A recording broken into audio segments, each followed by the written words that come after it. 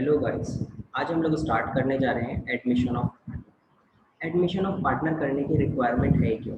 Admission of a partner तब होता है अब जस्ट सपोज कि हमें क्या करना है, अपने फॉर्म की एक्सपेंशन करनी है। अगर मुझे अपने फॉर्म की एक्सपेंशन करनी है तो मुझे बहुत सारे ह्यूज कैपिटल की ज़रूरत पड़ेगी, और ह्यूज कैपिटल के लिए हम कई बार क्या करते हैं, एक नए पार्टनर को लाते हैं, तो वो बहुत सारा पैसा भी लेकर आता है। चलो स्टार्ट करते हैं admission of partner. Admission of partner, just suppose A और बी पहले से मेरे दो पार्टनर थे। सी एक मेरा क्या आ गया, न्यू पार्टनर आ गया। सी एक न्यू पार्टनर आ गया। जब भी एक न्यू पार्टनर आता है तो बहुत सारी एडजस्टमेंट्स करनी होती है। नए पार्टनर के आने से एक नई पार्टनरशिप फॉर्म होती है, नया रजिस्ट्रेशन होता है, नई पार्टनरशिप डीड बनती है पूरी। तो उस टाइम बहुत सारी एडजस्टमेंट्स होती हैं। देखो लिखो एडजस्टमेंट रिक्वायर्ड। तो सबसे पहला एडजस्टमेंट है मेरे पास न्यू PSR। मुझे एक नया PSR डिसाइड करना पड़ेगा। सेकंड है मेरे पास treatment of goodwill. Treatment of goodwill goodwill की ट्रीटमेंट करनी पड़ेगी। थर्ड, हमारे पास अगर पुराने हमारे प्रॉफिट और लॉसेज या कोई भी रिजर्व्स रखे हुए हैं तो उसकी एडजस्टमेंट करनी पड़ती है। तो लिखो एडजस्टमेंट ऑफ एक्यूमुलेटेड प्रॉफिट्स और एनी रिजर्व, या कोई भी जो रिजर्व हो उसकी ट्रीटमेंट करनी पड़ेगी। थर्ड है मेरे पास अब एक नई हमारे हर एक असेट्स की रीवैल्यूएशन करनी पड़ेगी और हर लाइबिलिटीज की रीअसेसमेंट करनी पड़ेगी। तो लिख सकते हो revaluation of assets and liabilities. हर एक चीज़ की हमें नई वैल्यू निकालनी है। अब मेरे असेट्स और लाइबिलिटीज की जब न्यू वैल्यू आएगी तो उसी के साथ हमारा एक न्यू बैलेंस शीट भी प्रिपेयर हो जाएगा। ओके, तो हमारे पास कितने टॉपिक हो गए, 1 2 3 4 एंड 5। पहले अब जो एक डिलीटेड टॉपिक है वो भी मैं बस लिखवा देता हूँ, उसे करेंगे नहीं हम। Adjustment of capital. पहले हमारे पास क्या होता था, एडजस्टमेंट ऑफ कैपिटल भी एक टॉपिक था जो पढ़ना पड़ता था, बट अब ये कोविड-19 की वजह से क्या हो चुका है, डिलीट हो चुका है। तो साथ में लिख सकते हो क्या है, डिलीटेड है। एडजस्टमेंट ऑफ कैपिटल, पार्टनर से कैपिटल को एडजस्ट करते हैं। चलो स्टार्ट करते हैं, हम मूव करते हैं हमारे सबसे फर्स्ट टॉपिक पे। हमारे फर्स्ट कॉन्सेप्ट का नाम है, लिखो कॉन्सेप्ट नंबर 1। क्या है मेरा concept, new PSR। New PSR हमें क्या करना है, न्यू PSR डिसाइड करना है। ओके, तो देखो न्यू PSR के लिए सबसे पहले हमारे पास बहुत सारे केसेस हैं, तो केसेस डिसाइड कर लेते हैं। केस मेरे पास सबसे पहला जो है वो है, if old ratio of old partner is given. अगर मेरे पास ओल्ड रेशियो गिवन है, किसका, ओल्ड पार्टनर्स का, ये क्या है मेरे पास गिवन है, और मेरे पास न्यू रेशियो गिवन हो, न्यू रेशियो गिवन है किसकी, न्यू पार्टनर की। तब मुझे क्या क्या करना होता है, तो देख लो ए और बी तो पार्टनर थे, 3:2 उनकी ओल्ड रेशियो है। सी एक न्यू पार्टनर आया, न्यू पार्टनर की क्या है, न्यू रेशियो गिवन है। तो अगर न्यू पार्टनर आया वो कह रहा है कि मुझे 1/5 चाहिए। तो सबसे पहले एक एग्जांपल लेते हैं कि जस्ट सपोज अगर आपके घर में कोई मेहमान आता है और आपके घर में गिनी चुनी चपातियाँ बनी है, तो आप क्या करोगे। सबसे पहले अगर पार्टनर ने कहा कि मैं 2 ही रोटी खाऊंगा, तो आप क्या करोगे, सबसे पहले उसको 2 रोटी दे दोगे, बाकी बची हुई रोटियों में फिर घर वाले खा लेंगे। ऐसे ही होता है। तो सबसे पहले हमें मेहमान को देना होता है, इसी बात को याद रखो, सबसे पहले हमें मेहमान को देना होता है। इस केस में भी ऐसे ही होगा। हमारे पास क्या है, लेट कर लेना टोटल शेयर बी 1। मेरे पास टोटल शेयर क्या हो गया, 1। रिमेनिंग मतलब बचा हुआ जो रोटी था वो किसका था, पुराने पार्टनर्स का या हमारे घर वालों का। तो remaining share for A and B, बचे हुए पार्टनर्स के लिए क्या बचा, अगर टोटल 1 है, 1 में से हमने नए पार्टनर को 1/5 दे दिया, तो 4/5 जो हिस्सा है वो किसका है, बचे हुए पार्टनर ए और बी का हक है उसके ऊपर। तो चलो बांट दो ए और बी में, ए और बी ले लिख लिया। ए और बी को हम क्या देने वाले हैं, 4/5 देने वाले हैं। क्या पूरा पूरा देंगे, नहीं, उनके रेशियो में देंगे। उनका रेशियो क्या था, 3 + 2 दैट इज 5। तो दोनों के नीचे क्या लिख लोगे, 5/5। तो ए का शेयर हो गया 3/5, बी का शेयर हो गया 2/5। तो इन्हीं के शेयर से मल्टीप्लाई कर दो, 3/5 इसमें मल्टीप्लाई कर दोगे और 2/5 यहाँ पे मल्टीप्लाई कर दोगे। बताओ कितना हो गया, 12/25 और यहाँ पे हो गया मेरे पास 8/25। तो ये मेरे पास इनकी न्यू रेशियो गई। सी का न्यू रेशियो कैसे निकालोगे, सी को हम देने वाले कितना थे 1/5। अब देखो सबका डिनोमिनेटर 25, लेकिन इसका तो नहीं है, अब इसका मुझे बनाना पड़ेगा। तो इट मीन्स ऊपर नीचे अगर मैं सेम से मल्टीप्लाई कर दूं तो कैसे कोई फर्क पड़ता है, नहीं, बस क्या हो जाएगा मेरा डिनोमिनेटर चेंज हो जाएगा। तो बताओ यहाँ पे न्यू PSR कितना हो गया, न्यू PSR A B और C का बता दो कितना हो गया। हम क्या करेंगे, डिनोमिनेटर को इग्नोर करो और न्यूमरेटर लिख लो 12:8:5। सबका 25 था तो उसे हमने इग्नोर कर दिया। ओके, ये हो गया मेरा न्यू रेशियो। नेक्स्ट है मेरे पास, नेक्स्ट केस है मेरे पास केस 2। इसके अंदर जो केस 2 है, केस 2 में लिखा है कि मेरे पास ओल्ड पार्टनर का न्यू रेशियो गिवन है। अब इस केस में क्या है, पिछले वाले केस में ओल्ड पार्टनर का ओल्ड रेशियो गिवन था, यहाँ पे ओल्ड पार्टनर का न्यू रेशियो गिवन है। लेकिन न्यू पार्टनर का तो ऑलवेज मेरे पास न्यू रेशियो गिवन होगा। न्यू पार्टनर का न्यू रेशियो इज गिवन और न्यू पार्टनर का न्यू रेशियो गिवन है। यहाँ पे ओल्ड पार्टनर का भी नया रेशियो, न्यू पार्टनर का भी नया रेशियो। तो इस केस में क्या करोगे, इस केस में क्या करेंगे, चलो देखते हैं। जस्ट सपोज ए और बी, फिर से मैं वही सेम एग्जांपल लेता हूँ। ए और बी का ओल्ड रेशियो, मेरे पास ओल्ड रेशियो भी गिवन है 3:2 और इनका न्यू रेशियो भी गिवन है। न्यू रेशियो क्या है, 2:1।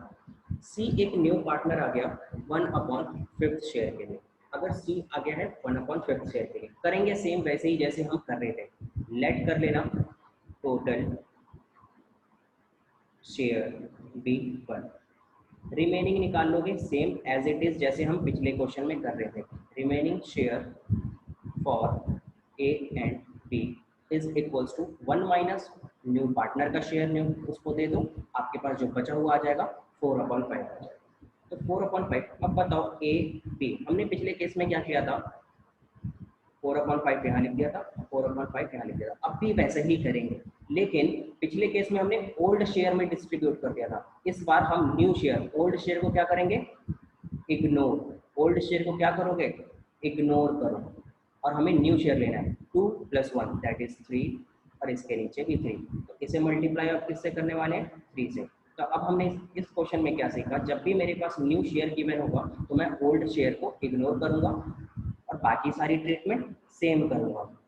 कितना आ गया 8/5, 15, 4/15 और सी का कितना आ जाएगा, सी का मेरे पास 1/5 था। बस मुझे डिनोमिनेटर इक्वल करना है, तो ऊपर नीचे सेम से मल्टीप्लाई 3/15। तो बताओ न्यू PSR क्या आ गया, 8:4:3। ये ऑलवेज मुझे लीस्ट फॉर्म में रखना होता है।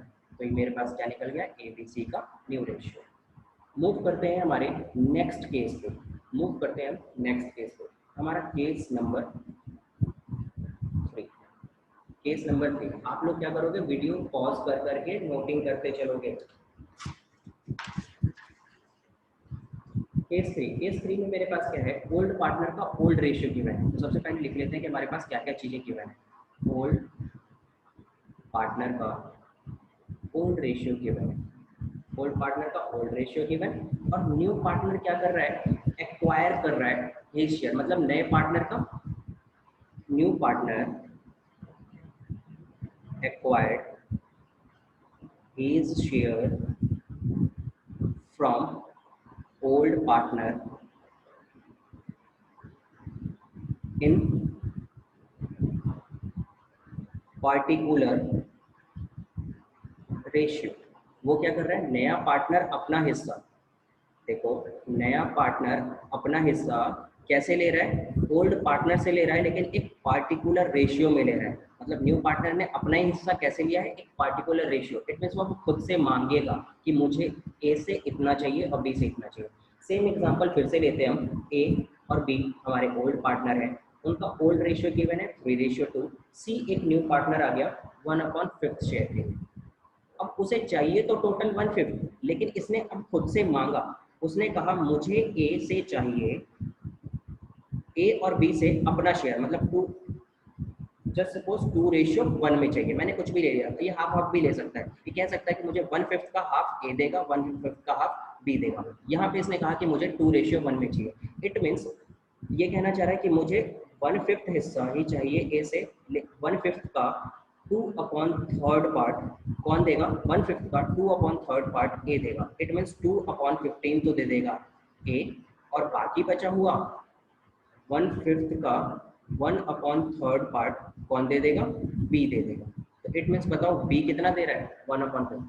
अब मुझे इस केस में अभी न्यू रेशियो निकालना हो तो इसमें क्या करोगे, न्यू शेयर ऑफ, अगर ए का निकालना है तो ए का बताओ ओल्ड शेयर क्या था, 3+2 दैट इज 5, ए का ओल्ड शेयर था 3/5 और बी का था 2/5। तो सबसे पहले क्या लिखोगे, ओल्ड शेयर लिखो, मतलब मेरे पास टोटल पहले से इतना था, मैंने सी को कितना दे दिया, मतलब ए ने सी को कितना दे दिया, ए ने सी को दिया है 2/15, तो अगर उसने 2/15 दिया है तो 2/15 माइनस कर दो।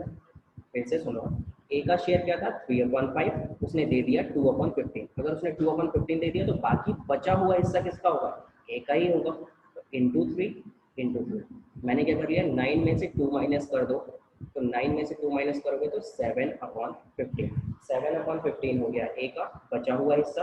बी का बताओ, बी का हिस्सा कितना बचा हुआ है, बी का हिस्सा बचा हुआ है, बी का पहले था 2/5, इसमें से बी ने कितना दे दिया है 1/15, तो इसमें भी मल्टीप्लाई कर लो, ऊपर नीचे सेम, डिनोमिनेटर मेरा इक्वल हो गया, आ गया मेरा क्या 5/15, और सी का शेयर क्या हो जाएगा, सी का तो टोटल ही था 1/50, 1/5। अगर आप टोटल भी करोगे ना 2/5 और 1/5 तो आपका 1/5 ही निकलना है, 2/15 और 1/15 को ऐड करोगे तब भी आपका यही टर्म निकलना है। दोनों का सम करने अगर कर दो, अगर आप ऐसे करो 2/15 प्लस 1/15 तो ये क्या बन जाएगा 1/5 ही बन जाएगा। इट मीन्स आप क्या करोगे, सी का कितना हिस्सा हो गया 1/5, इसको मल्टीप्लाई कर दो, इट मीन्स डिनोमिनेटर इक्वल कर दो, तो 3 से हमने मल्टीप्लाई किया 3/15 आ गया। तो बताओ रेशियो क्या बन गई, 7:5:3, तो हमारा ये हो गया न्यू पी एस। आगे बढ़ते हैं नेक्स्ट केस में, अगर ये केस समझ में ना आए तो मुझे कमेंट में पूछिए। केस 4, केस 4 क्या कह रहा है, one of the partners retain his share, वो कहना चाह रहा है कि जस्ट सपोज मेरे पास 3 पार्टनर है, अगर मेरे पास 3 पार्टनर है ए बी सी, मेरे पास ए बी सी 3 पार्टनर हैं, डी एक न्यू पार्टनर आता है, मेरे पास रेशियो क्या था 3:2:1, डी जो आया वो कह रहा है कि मुझे 1/6 चाहिए, और इस केस में सी ने कहा है कि मैं अपने हिस्से में से कुछ नहीं दूंगा। इट मीन्स वो कहना चाह रहा है कि मुझे मेरा हिस्सा जैसा है वैसा ही चाहिए, मैं अपने हिस्से में से कुछ नहीं दूंगा। जब भी एक नया पार्टनर आता है तो वो अपना हिस्सा लेता है ना पुराने पार्टनर से, तो पुराने पार्टनर में एक पार्टनर कह रहा है कि मुझे उससे कोई मतलब नहीं, डी मेरा फ्रेंड नहीं है, मैं नहीं दूंगा अपना शेयर, मेरा जैसे है मेरा वैसे ही रहेगा। ए और बी आप चाहते हो डी को पार्टनर बनाना तो आप रख सकते हो पार्टनर, लेकिन आप खुद दो अपने हिस्से में से। तो इस केस को क्या बोलेंगे हम, लिखो one of the old partner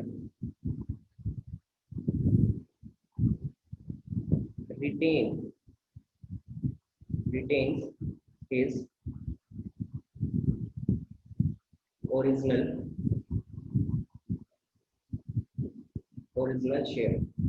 तो ओल्ड पार्टनर ने क्या किया, किसी एक पार्टनर ने अपना शेयर वैसे का वैसे ही रखना है, और यहाँ पे हमारे पास न्यू पार्टनर का शेयर गिवन है, तो हमारे पास दो ही चीजें, न्यू पार्टनर का शेयर गिवन है और ओल्ड पार्टनर ने कहा है कि मैं अपने हिस्से में से कुछ नहीं दूंगा, तो न्यू पार्टनर का new share is given, new share is given, बस ये दो चीजें हमारे पास ये गिवन है। तब क्या करोगे, लेट कर लेना टोटल शेयर बी 1।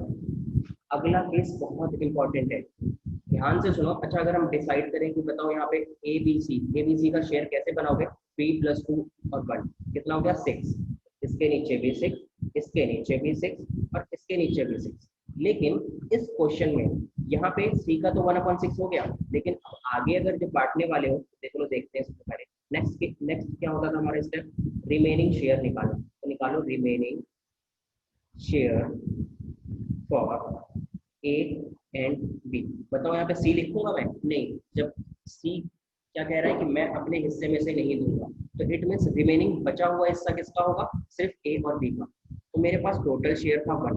1 में से सबसे पहले मैंने डी का शेयर, मतलब डी का शेयर डी को दे दिया, और सी ने कहा कि मैं भी नहीं दूंगा, तो इसे भी हटा दिया।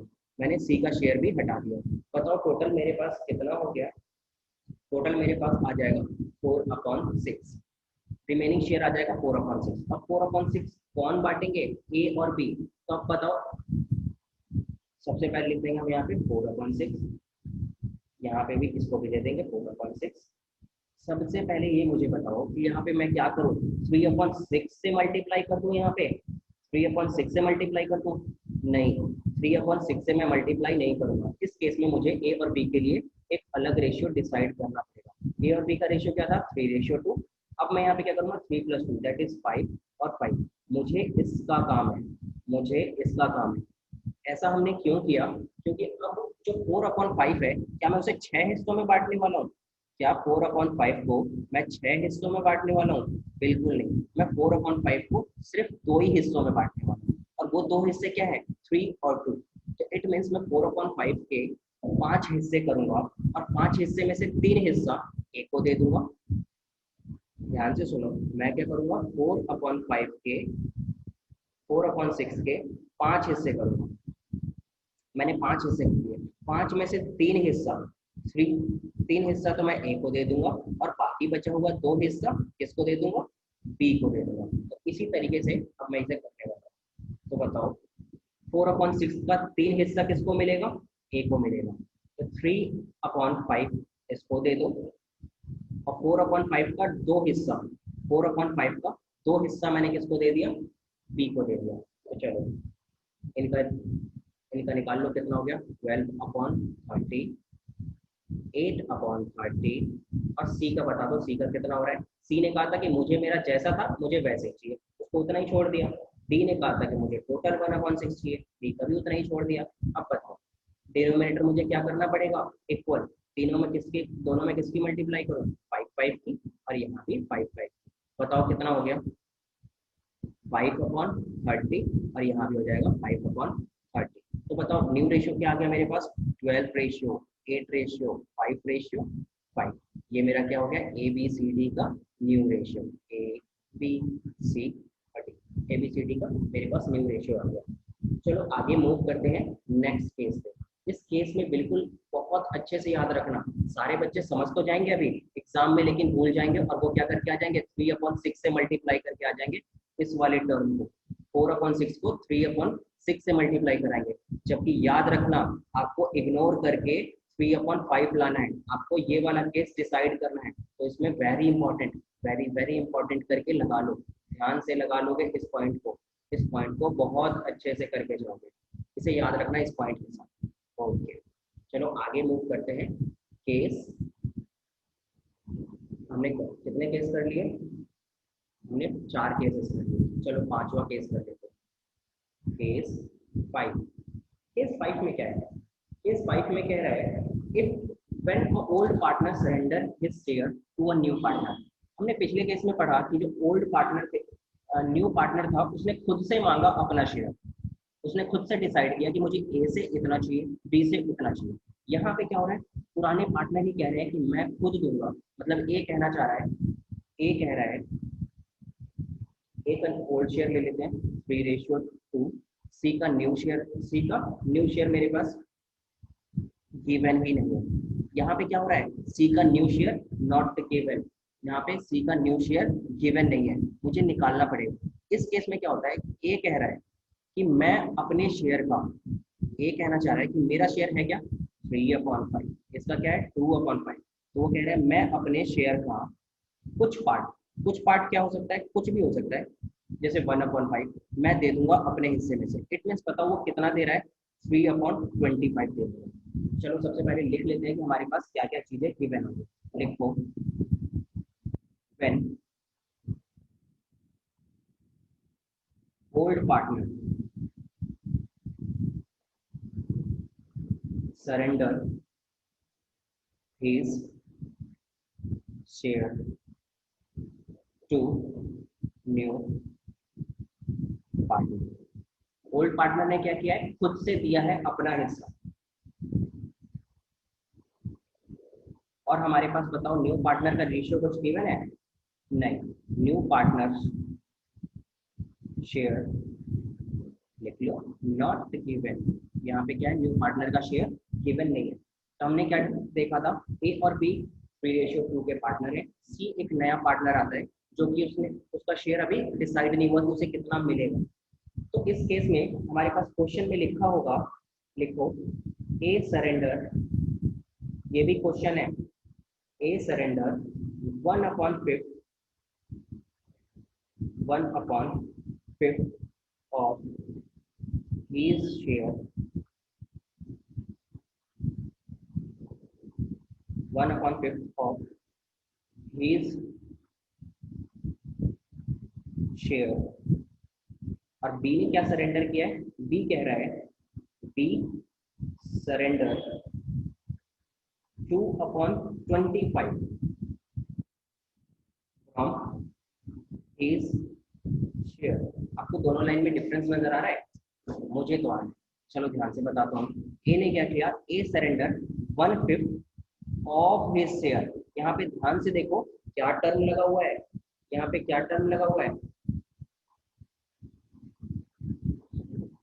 यहाँ पे कह रहा है ए ने अपने हिस्से का, मतलब ऑफ लगा हुआ है, वो कह रहा है कि ए ने अपने हिस्से का कुछ शेयर, कितना शेयर, उसने अपने हिस्से का 1/5 शेयर दिया है। इसने कहा है ए ने अपने हिस्से का 1/5 दिया है। ओके,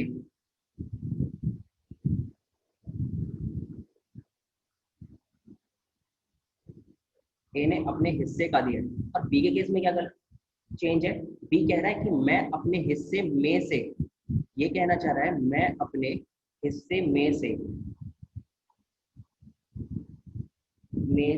वो अपने हिस्से में से कितना दे रहा है, 2/25 दे रहा है।